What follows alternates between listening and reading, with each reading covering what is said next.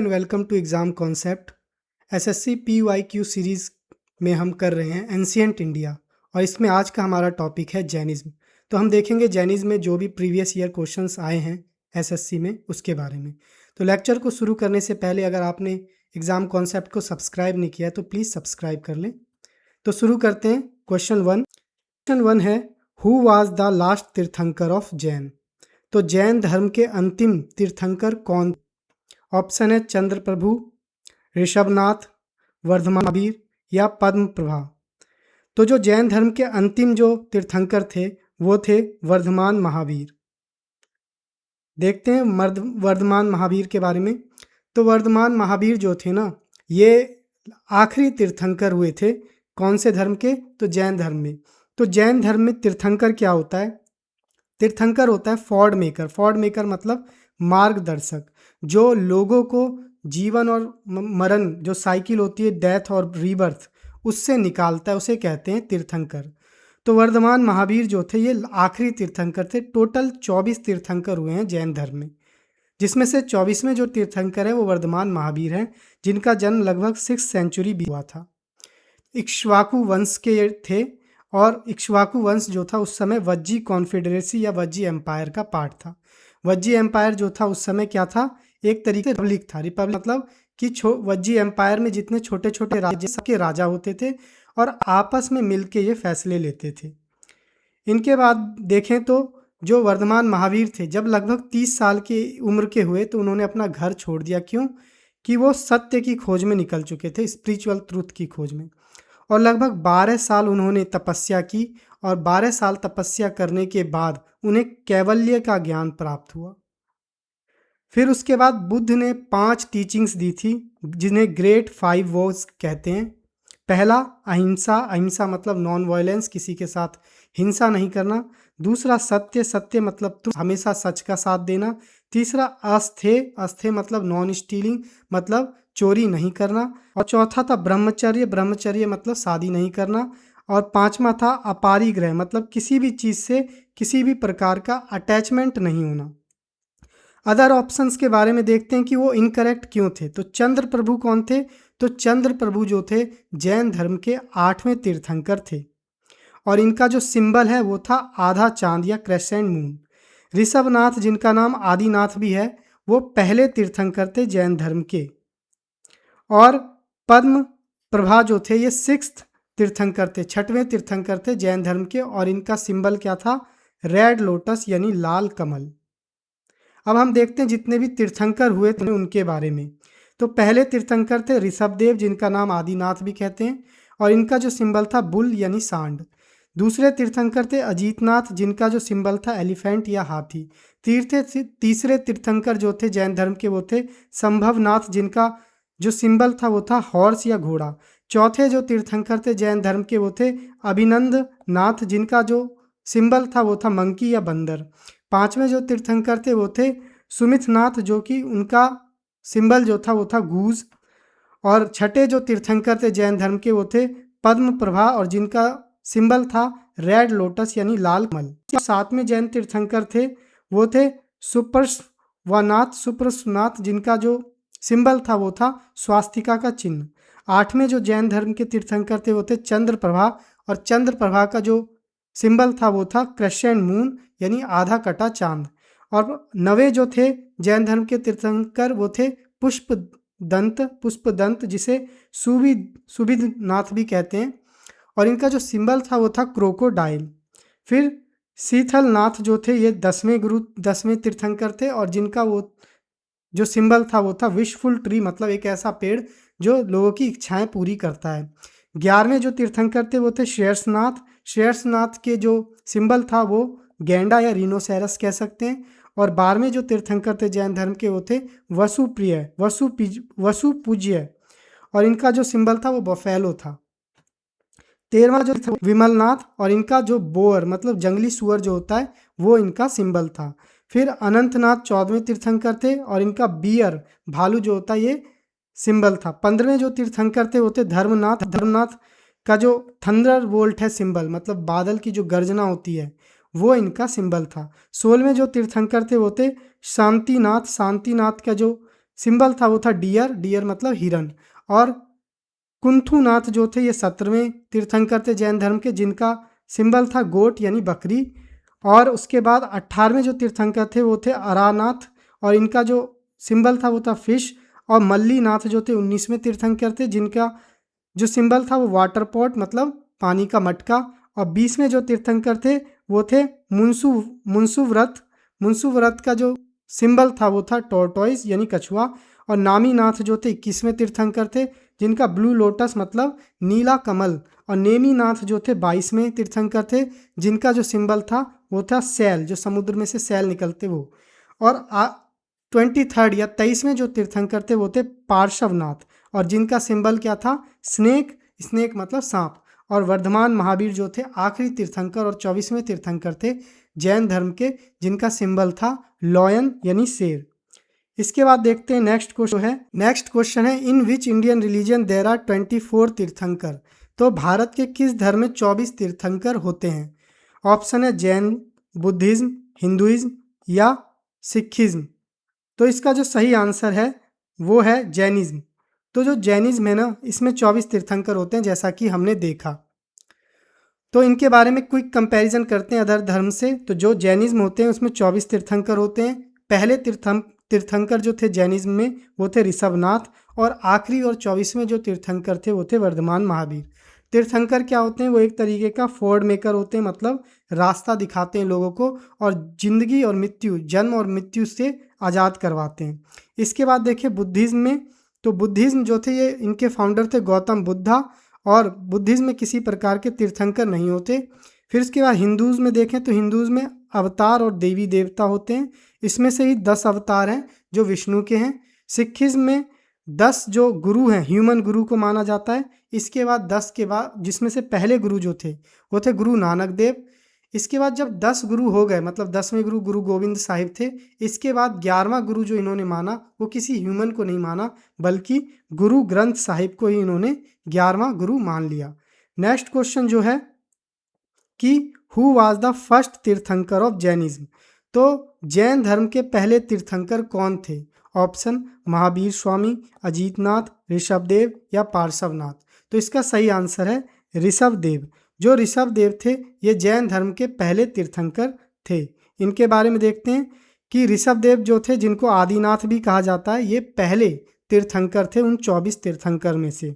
Other option के बारे में देखें तो महावीर स्वामी जो थे ये 24वें तीर्थंकर थे, और इन्होंने ही जैन धर्म को बहुत ज़्यादा फेमस किया था।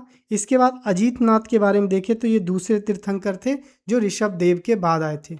इसके बाद पार्श्वनाथ को देखें तो ये 23वें तीर्थंकर थे, और ये महावीर जो कि 24वें तीर्थंकर से उनसे 250 साल पहले बने थे तीर्थंकर जैन धर्म के।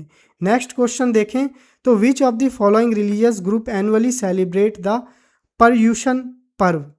इनमें से कौन सा जो धर्म है उसमें पर्यूषण पर्व मनाया जाता है, जो कि सेल्फ प्योरिफिकेशन और अपलिफ्ट करने के लिए होता है, जो कि 10 जो यूनिवर्सल वर्च्यूज है इस धर्म के उनको प्रैक्टिस करते हैं ये लोग इस टाइम में। तो ऑप्शन देखते हैं इसके। तो पहला है पारसी, हिंदू, सिख या जैन। तो इसका सही आंसर है जैन। तो जैन जो है इसमें पर्यूषण पर्व मनाया जाता है जैन धर्म में।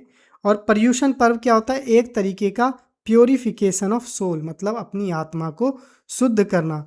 और जैन धर्म में 2 सेक्ट होते हैं, एक होता है श्वेतांबर, एक होता है दिगंबर। तो ये दोनों सेक्ट जो हैं अलग अलग तरीके से इस धर्म को मनाते हैं। जैसे श्वेतांबर इसे 8 दिन में मनाते हैं, और दिगंबर जो हैं इसे 10 दिन में मनाते हैं। इस 10 चीज़ों को प्रैक्टिस करने, जो 10 जो रिचुअल्स होते हैं इनको प्रैक्टिस करने के लिए, जो टचू होते हैं यानी 10 सार्वभौमिक गुण जो होते हैं, इनको इसमें इन गुणों को प्रैक्टिस किया जाता है इस पर्व में। तो वो क्या होते हैं? ये 10 वर्च्यू क्या होते हैं? तो पहला होता है उत्तम क्षमा, उत्तम क्षमा किसी को माफ़ कर देना। सेकंड होता है उत्तम मर्दव, उत्तम मर्दव मतलब होता है ह्यूमिलिटी, मतलब विनम्रता। तीसरा होता है उत्तम अर्जाव, उत्तम अर्जाव मतलब सीधापन, स्ट्रेट फॉरवर्ड बात करना। चौथा होता है उत्तम सोच, उत्तम सोच मतलब पवित्रता होना, प्योरिटी होना अपनी सोच में। उत्तम सत्य, फिर इसका मतलब होता है ट्रुथ, मतलब सत्य बोलना। उसके बाद उत्तम संयम, उत्तम संयम मतलब होता है आत्म संयम रखना, मतलब सेल्फ रिस्ट्रेन रखना अपने ऊपर। फिर उसके बाद होता है उत्तम तप, मतलब पिनेंस, मतलब तपस्या एक तरीके की। फिर उसके बाद होता है उत्तम त्याग, उत्तम त्याग मतलब त्याग कर देना, रिनंसिएट कर देना। फिर होता है उत्तम अकिंचयन, उत्तम अकिंचयन मतलब होता है नॉन अटैचमेंट, मतलब किसी भी चीज़ से अटैचमेंट नहीं रखना। फिर उसके बाद होता है उत्तम ब्रह्मचर्य, मतलब शुद्धता बनाए रखना। ये सारे 10 चीज़ों को प्रैक्टिस किया जाता है, जिसे 10 वर्च्यू। रिलीजन के बारे में पारसी, तो पारसी का जो मेन फेस्टिवल होता है, मेजर फेस्टिवल जो होता है वो होता है नवरोज, जो एक न्यू ईयर की तरह होता है। हिंदुइज्म में देखें तो प्योरिफिकेशन के लिए हम कुंभ मेला में नहाते हैं। और सिखिज्म में देखें, नेक्स्ट क्वेश्चन जो है कि Lord Mahavir was born in present state of, तो भगवान महावीर का जन्म वर्तमान के किस राज्य में हुआ था? ऑप्शन पंजाब, गुजरात, महाराष्ट्र या बिहार। तो इसका सही आंसर क्या है? इसका सही आंसर है हुआ था बिहार में। अब बिहार में कहाँ पे हुआ था? तो बिहार का एक डिस्ट्रिक्ट है वैशाली, और वैशाली में कुंडल ग्राम नाम का जगह है, वहाँ पे भगवान महावीर का जन्म हुआ था लगभग BC में। और इसके इनके जन्म के बारे में देखें तो इनका जन्म जो हुआ था एक रॉयल फैमिली में हुआ था। किसमें? इक्ष्वाकु वंश में हुआ था। और इक्ष्वाकु वंश, और इनके पिता का नाम था राजा सिद्धार्थ और माता का नाम था क्वीन त्रिशाला, यानी रानी त्रिशाला। जो वंश था उस समय वो वज्जी एम्पायर या वज्जी कॉन्फेडरेसी का पार्ट था, जो कि उस समय गणसंघ या एक तरीके का रिपब्लिक होता था, जहाँ पे छोटे छोटे राज्य होते थे जिनके राजा होते थे, और ये सभी मिलके एक काउंसिल में बैठते थे और फैसला लेते थे किसी भी चीज़ पे। जो महावीर हैं उन्होंने लगभग 30 वर्ष की आयु में अपना घर छोड़ दिया और ज्ञान प्राप्त करने के लिए चले गए। इसके बाद 12 साल तक उन्होंने तपस्या की। तो इनकी सिग्निफिकेंस, तो इन्हें क्रेडल ऑफ जैनिज्म कहते हैं, मतलब बिहार को क्रेडल ऑफ जैनिज्म कहते हैं। महावीर का जन्म हुआ था हमें पता है वैशाली में, कुंडल ग्राम में, और इन्होंने कैवल्य का ज्ञान प्राप्त किया था साल ट्री के अंदर। कहाँ पे? रिजुपालिका रिवर जो है वहाँ पे। और इन्हें साल्वेशन या मोक्ष, जिसे निर्वाण कहते हैं जैन धर्म में, तो जैन धर्म में मोक्ष को कहते हैं निर्वाण। कहाँ प्राप्त हुआ था? तो पावापुरी में प्राप्त हुआ था, जो कि खुद बिहार में ही है। इसीलिए पावापुरी को जैन धर्म से होलीस्ट माना जाता है। Next, संथारा is a religious ritual of which community, मतलब संथारा जो कि एक धार्मिक अनुष्ठान है, किस समुदाय द्वारा संपन्न किया जाता है? ऑप्शन सिख, ज्यूज, जैन या बुद्धिस्ट। तो संथारा किस धर्म द्वारा प्रैक्टिस किया जाता है? तो इसका सही आंसर है जो है जैन। संथारा, जिसे संलेखना भी कहते हैं, ये जैन धर्म द्वारा किया जाता है। और इसमें क्या होता है कि धीरे धीरे इंसान खाना मतलब अपनी मर्जी उपवास कर लेता है तब तक का, ये होता है संलेखना या संथारा।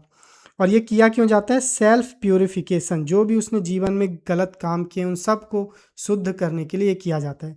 तो प्रोसेस क्या होता है? तो सबसे पहले इंसान क्या करता है, एक एकांत जगह पकड़ता है, वहाँ पे बैठ जाता है।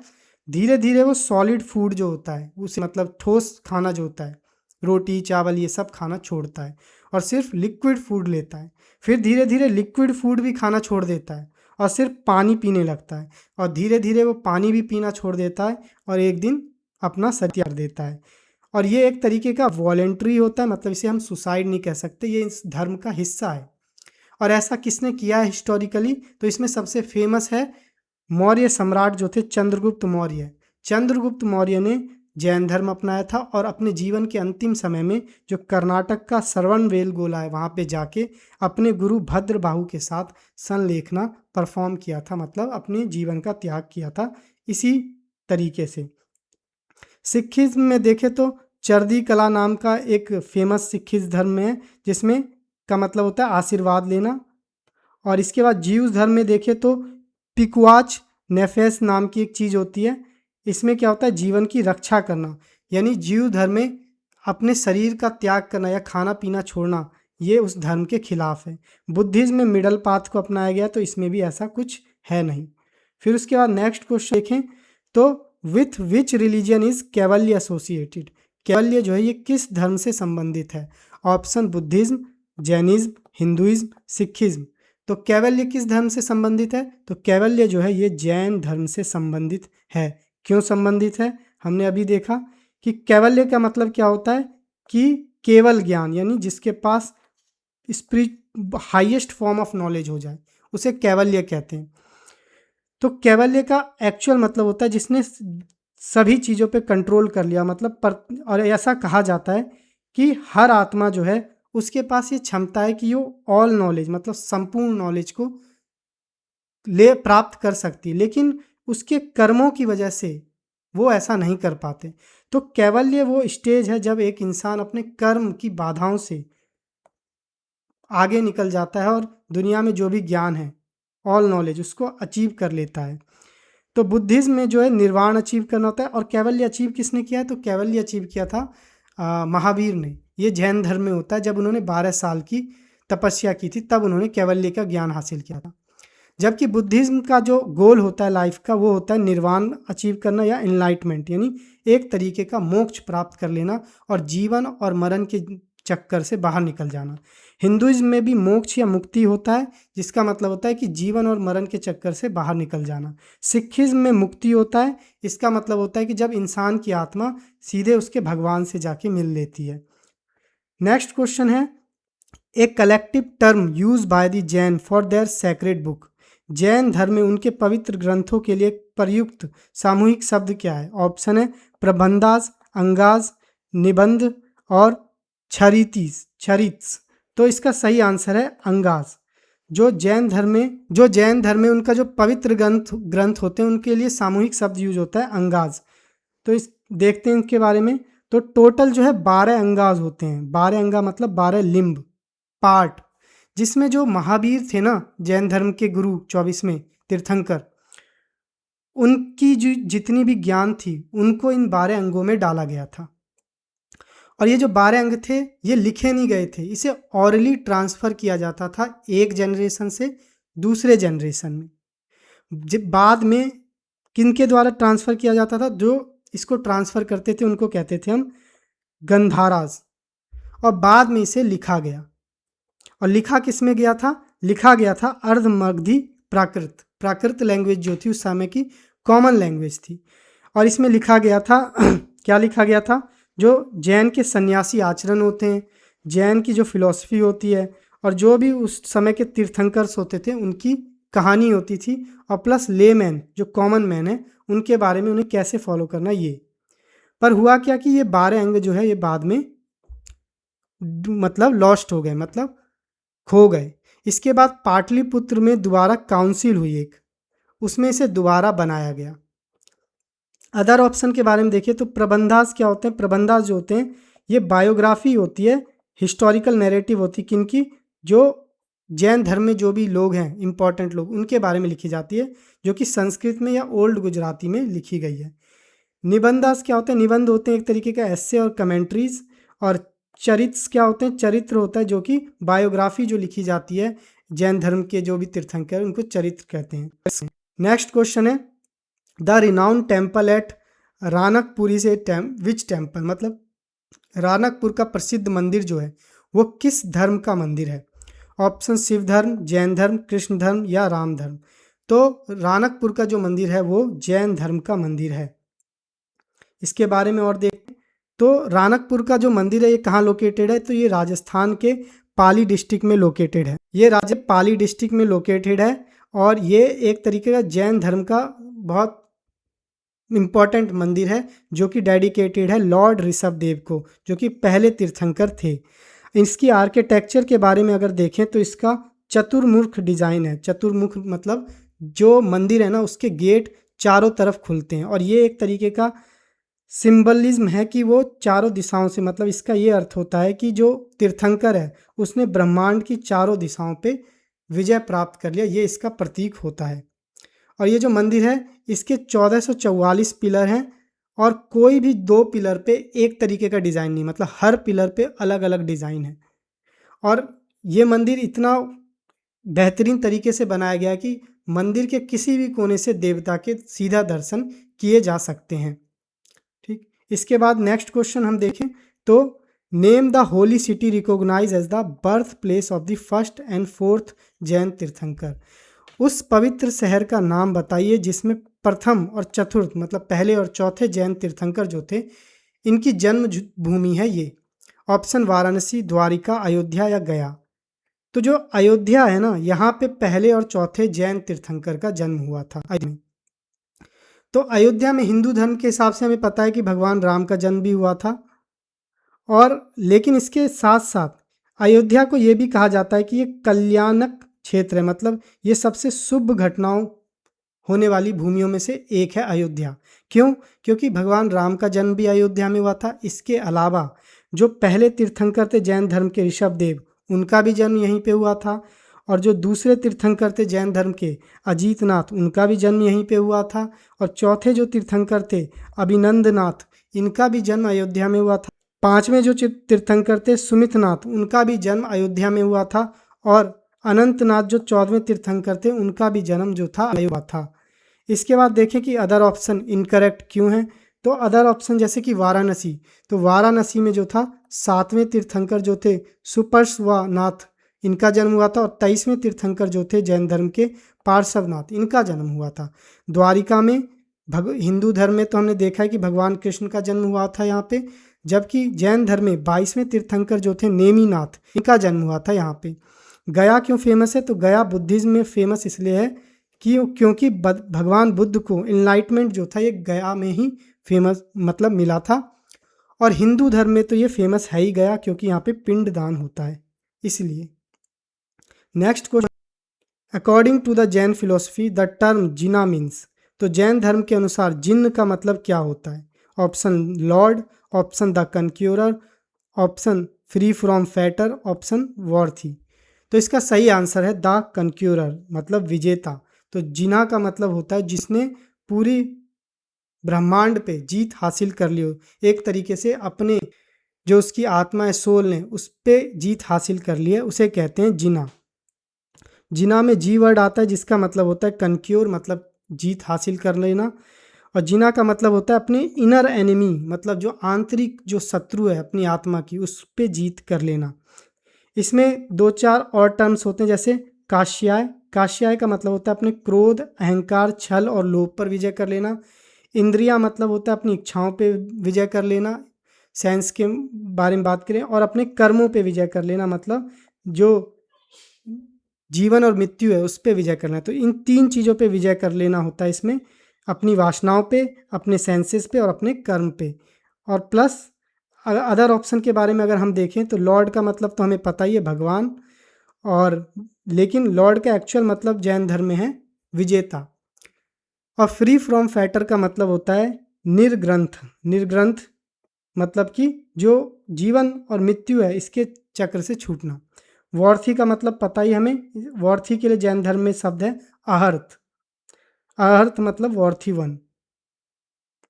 इसके बाद नेक्स्ट जो क्वेश्चन है वो है teachings of Mahavir which were written about 1500 years ago are currently present at which place. जो महावीर की शिक्षाएं थी जो लगभग 1500 साल पहले लिखी गई थी, वर्तमान में किस स्थान पर मौजूद है? Option Mumbai Maharashtra, Bhopal Madhya Pradesh, वालाभी Gujarat, Calcutta waste Bengal. तो सही आंसर इसका है वालाभी गुजरात में वर्धमान महावीर की जो टीचिंग्स थी वो अभी रिटर्न फॉर्म में मौजूद हैं। तो जो भगवान महावीर है उनका जन्म हुआ था 6 सेंचुरी BC में, हमें पता है। और उन्होंने जो भी टीचिंग दी थी उसको एक जनरेशन से दूसरे जनरेशन में ओरली मतलब बोल बोला जाता था। फिर बाद में उसे लिखा गया 12 अंगाज में। फिर हुआ क्या कि वो 12 अंगाज ही खो गए। तो फिर उसके लिए पाटलिपुत्र में एक काउंसिल बुलाई गई, जैन धर्म की पहली काउंसिल। टोटल जैन धर्म में 2 काउंसिल हुई हैं। पाटलिपुत्र में वो चीज़ें फिर से रिस्ट्रक्चर की गई पर लिखा नहीं गया। फिर उसके बाद क्या हुआ कि दूसरी काउंसिल बुलाई गई वालाभी गुजरात में 5वीं सेंचुरी में, लगभग आज से 1500 साल पहले। और उसके अध्यक्ष हुए थे देवर्धिगानी समाश्रमणे। देवर्धिगानी समाश्रमणे, ये एक मॉन्क थे, जैन मॉन्क, जो उसके अध्यक्ष थे। और इसमें पर्पस ये था कि जो भी चीज़ें खो गई है ओरल ट्रेडिशन में उसको लिखा जाए। और यहीं पे लिखा गया, जैन धर्म के उस ग्रंथ को लिखा गया दोबारा। और ये श्वेतांबर जो जैन का एक वो है, श्वेतांबर दिगंबर 2 पार्ट में है जैन, 2 अनुयाय में बटा हुआ है। तो उसमें श्वेतांबर का ये सबसे कोर ग्रंथ बन गया बाद में। तो 2 काउंसिल हुई। पहली काउंसिल पाटलिपुत्र में हुई थी भगवान महावीर के मरने के 160 साल बाद। और दूसरी जो काउंसिल हुई थी भगवान महावीर के मरने के 800 या 900 साल बाद हुई थी, वालाभी गुजरात में।